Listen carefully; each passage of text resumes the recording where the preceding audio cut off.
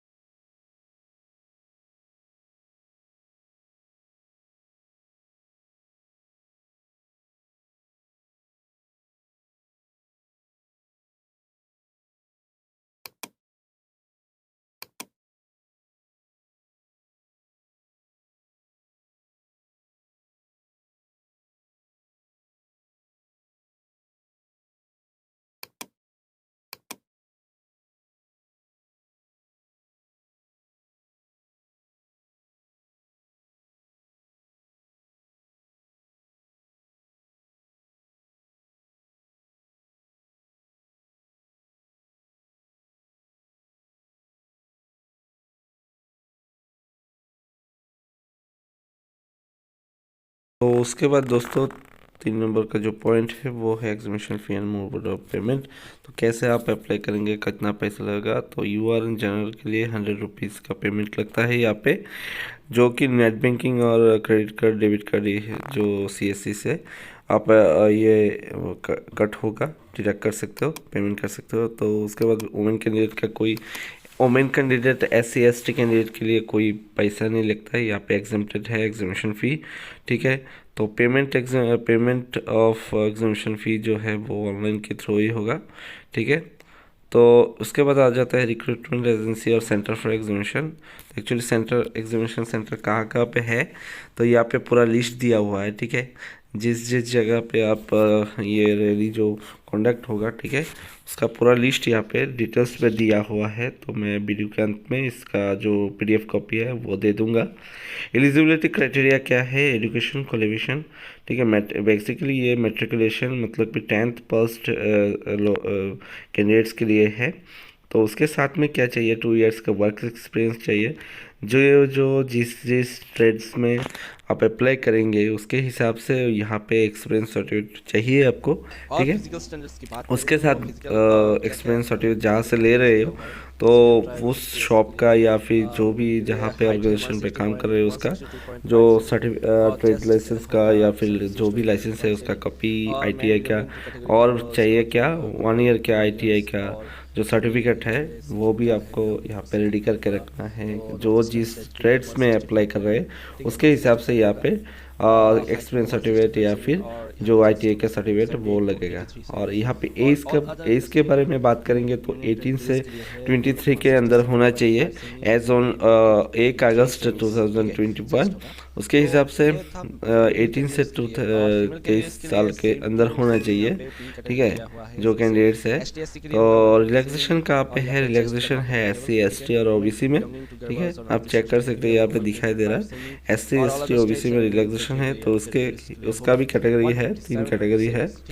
क्या है कैटेगरी है? SC ST के लिए 5 इयर्स के अपर एज लिमिट है, ठीक है, 5 साल का ज़्यादा आप वो यहाँ पे रिलैक्सेशन है, ठीक है। अदर बैकवर्ड क्लास के लिए 3 इयर्स का, ठीक है।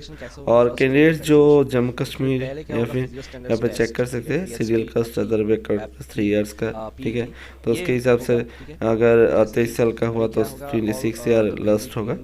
तो कश्मीर जम्मू कश्मीर के लिए जो लोग यहाँ विक्टिम्स है उनके लिए 5 इयर्स का यहाँ पे अपर एज लिमिट दिया हुआ है, ठीक है, रिलैक्सेशन दिया हुआ है। उसके साथ में जो लोग गुजरात दंगे पे कम्युनल राइट्स में विक्टिम्स थे, उनका जो चिल्ड्रंस है, चाइल्ड है, वो उनके लिए भी यहाँ पे जो रिलैक्सेशन दिया गया है 5 इयर्स का, ठीक है। तो गवर्नमेंट रूल्स, तो इसके हिसाब से यहाँ पे आपका और जो कैंडिडेट्स का जो डेट ऑफ बर्थ है, ठीक है, जो बर्थ प्रूफ है वो मैट्रिकुलेशन या फिर 10th आप 10th का जो सर्टिफिकेट है उसके हिसाब से यहाँ पे जो रिकॉग्नाइज्ड होगा, ठीक है, उसके हिसाब से यहाँ पे टेस्ट होगा। Of weight will be done. तो यहाँ पे जो भी वेट वगैरह या फिर आइडेंटिफिकेशन स्क्रीनिंग और डॉक्यूमेंट्स वगैरह जो भी है वो चेकिंग होगा। वुमेन कैंडिडेट हो as a result of stats is found to be pregnant of 12 weeks standing or over shall be declared temporary unfit, ठीक है। उसके बाद दोस्तों ओरिजिनल डॉक्यूमेंट्स एंड टेस्टिमोनियल वो भी चेक होगा, ठीक है। Candidates are advised to refrain themselves from consuming और इनटेकिंग परफॉर्मेंस एनहांसिंग ड्रग्स। तो ड्रग्स या फिर यहाँ पे ड्रिंकिंग करके यहाँ पे आप नहीं जा सकते हो, ठीक है। ट्रेड टेस्ट अभी आ जाता है, क्या है कि यह जो ट्रेड्समैन के लिए ले रहा है, ठीक है, तो ट्रेड टेस्ट होगा, ठीक है। ट्रेड टेस्ट में क्या क्या चाहिए, मैंने जो बताया था, कॉबलर, ठीक है, पॉलिशिंग रिजल्ट्स की parameter, polishing of shoes, handling tools, cutting leather, repair stitching of shoes, ठीक है। टेलर का होगा, कुक का होगा, वाटर कैरियर का, जो जिस ट्रेड में अप्लाई करेंगे उसका अलग से यहाँ पे स्किल टेस्ट होगा, ठीक है। तो एक्चुअली दोस्तों कॉबलर के लिए, टेलर के लिए, यहाँ पे cook, water career, washerman, barber, ठीक है, ये जो ट्रेड का नाम दिया हुआ है, इस ट्रेड के लिए आपको एक्सपीरियंस सर्टिफिकेट लेने से और साथ में जहाँ से आप एक्सपीरियंस सर्टिफिकेट ले रहे हो उसका लाइसेंस का कॉपी या फिर ट्रेड लाइसेंस का कॉपी यहाँ पे आपके साथ में जोड़ के रखने से अच्छा होगा, ठीक है। स्वीपर का जो भी है एक्सपीरियंस सर्टिफिकेट तो आपको चाहिए, ठीक है। पेंटर का, ITI का कोई भी जो सर्टिफिकेट है वो आपको शो करना पड़ेगा। इलेक्ट्रिशियन का ITI में सर्टिफिकेट होता है, ड्राफ्ट्समैन का होता है, ठीक है। वेटर का और मालिक का है, तो आपको एक्सपीरियंस सर्टिफिकेट से भी काम चलाना होगा, ठीक है। तो सेकंड फेज ऑफ एग्जामिनेशन क्या है कि रिटन टेस्ट होगा। जो लोग PST और PET और PST PAT जो लोग क्लियर करते हैं वो उन लोगों का 100 मार्क का यहाँ पे एग्ज़ाम होगा, रिटन एग्ज़ाम, ठीक है। तो रिटन एग्ज़ाम जो है 100 मार्क्स का होगा, 100 क्वेश्चंस रहेगा और वो क्वेश्चंस जो है OMR बेस्ड होगा, यानी कि MCQ बेस्ड ऑप्शंस रहेगा। वो आपको OMR जो एक शीट देगा उसमें आपको सिर्फ पॉइंट आउट करके देना है, ठीक है। और यहाँ पे क्या है, क्या कौन सी सब्जेक्ट में यहाँ पे जो एग्ज़ाम होगा, यहाँ पे 4 सब्जेक्ट्स में यहाँ पे एग्ज़ाम होगा, ठीक है। यहाँ पे देख सकते हैं आप लोग, general awareness and general knowledge of elementary mathematics, analytical aptitude and ability to observe the distinguish patterns, यहाँ पे 25 मार्क्स का क्वेश्चन रहेगा। Basics knowledge of the candidates in English और हिंदी, यहाँ पे 25 मार्क्स का रहेगा क्वेश्चंस, ठीक है। तो ये 4 मिला के आपको 100 क्वेश्चंस रहेगा 100 मार्क्स का, तो वो आपको कंप्लीट करना है, ठीक है। जो लोग कंप्लीट करते हैं उसके बाद थर्ड फेज एग्जामिनेशन जो है वो है मेडिकल एग्जामिनेशन, ठीक है। जो लोग PST PET या फिर ट्रेड टेस्ट या फिर रिटन टेस्ट में आप क्लियर करते हैं, ठीक है, क्लियर करते हैं तो उन लोगों के लिए मेडिकल एग्जामिनेशन होगा, ठीक है। जो मेडिकल बोर्ड रहता है BSF का जो मेडिकल बोर्ड रहते हैं वो लोग आपका मेडिकल टेस्ट करेंगे यहाँ पे, ठीक है। उसके बाद दोस्तों यहाँ पे कैंडिडेट हैविंग टैटूज, यहाँ पे कुछ जो यहाँ पे कुछ जो कंडीशंस रखा हुआ है कि tattoos will be considered as for following instruction, ठीक है। जो टैटूज दिया हुआ है उसके बारे में भी कुछ नोटिफिकेशंस है जो डिटेल्स में यहाँ पे लिखा हुआ है, ठीक है। तो फीमेल कैंडिडेट्स के लिए भी अलग से लिखा हुआ है। तो ये जो एक्चुअली ये जो डॉक्यूमेंट्स है या फिर जो PDF कॉपी है, मैं इस वीडियो के जो डिस्क्रिप्शन में मैं आपको दे दूंगा, ठीक है, लिंक दे दूंगा। आप यहाँ से डाउनलोड करके ये जो नोटिफिकेशन है वो पूरा नोटिफिकेशन आप डाउनलोड करके देख सकते हो, ठीक है। तो रिव्यू मेडिकल एग्जामिनेशन, अगर किसी ने मेडिकल एग्जाम में या फिर मेडिकल जो टेस्ट है उसमें अगर फर्स्ट टाइम आपने कुछ मतलब कि टेम्पररी कुछ आपका अनफिट रहा, ठीक है, तो उन लोग अगर नहीं सेटिस्फाई हुए तो फिर से आप अपील कर सकते हैं री मेडिकल के लिए, ठीक है, जिसको री मेडिकल कहते हैं, ठीक है। तो यहाँ पे जो क्या है next day off according to MHA, उसके हिसाब से आपको यहाँ पे क्या है अपील कर सकते हैं, ठीक है, ये मेडिकल के लिए।